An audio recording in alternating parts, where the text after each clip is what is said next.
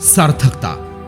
आयुष्यात सार्थकता लाभणे ही केवळ नशिबाची गोष्ट नसते, तर ती असते कष्ट, कर्तृत्व आणि कर्तव्यपारायणतेची एक महान फलश्रुती.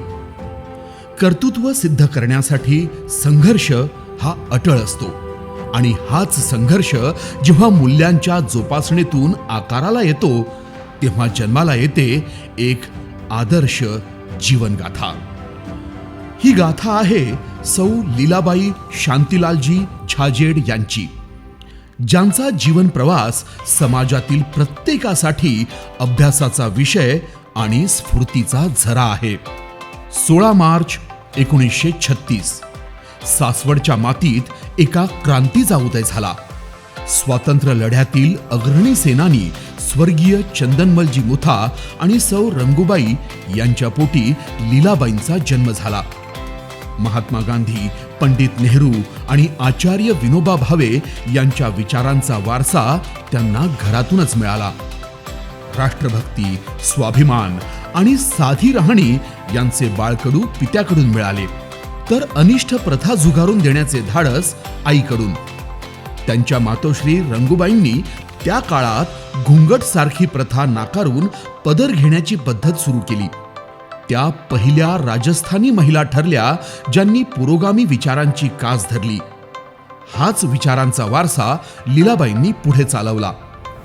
शिक्षण पूर्ण केल्यानंतर 13 फेब्रुवारी 1960 रोजी लीलाबाईंचा विवाह श्री शांतीलालजी छाजेड यांच्याशी झाला. मुंबईत व्यवसायाची जिद्द बाळगणारे शांतीलालजी आणि सासरी नाशिकच्या निमगावचा मोठा परिवार. परिस्थिती सोपी नव्हती. 1952च्या मंदीचा फटका बसलेल्या छाजेड कुटुंबाला शांतीलालजींनी स्वकर्तृत्वावर सावरले होते.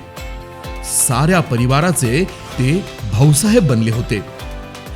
या संघर्षाच्या काळात लीलाबाईंनी केवळ पत्नी म्हणून साथ दिली नाही, तर त्या कुटुंबाचा आधारस्तंभ बनल्या. 4 कन्यांची जबाबदारी आणि कौटुंबिक ओढाताण असताना त्यांनी स्वतः नोकरी करण्याचा धाडसी निर्णय घेतला. राज्य सहकारी बँकेत अवघ्या 160 रुपयांच्या पगारावर त्यांनी कामाला सुरुवात केली.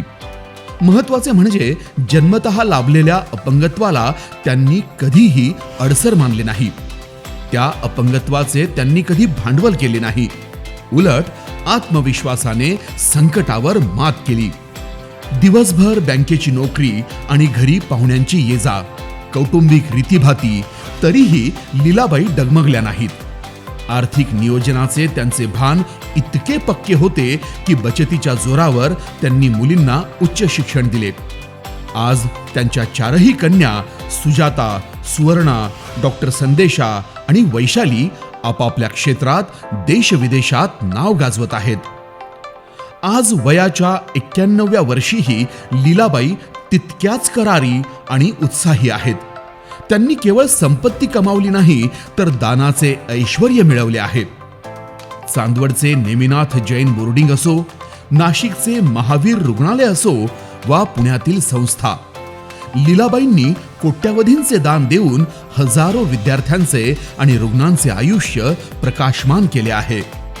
सहसा समाजात दातृत्वाचा पुढाकार पुरुषांकडे असतो, पण लीलाबाईंनी स्वतःच्या कष्टाची पुंजी समाजकार्यासाठी अर्पण करून एक नवा आदर्श घालून दिला आहे. कर्तृत्व, सहिष्णुता आणि प्रगल्भ दृष्टिकोन यांचा संगम म्हणजेच लीलाबाई. त्यांच्या 91व्या वाढदिवसानिमित्त आपण सर्वजण त्यांच्या चरणी नतमस्तक होऊन आशीर्वादाची मागणी करूया.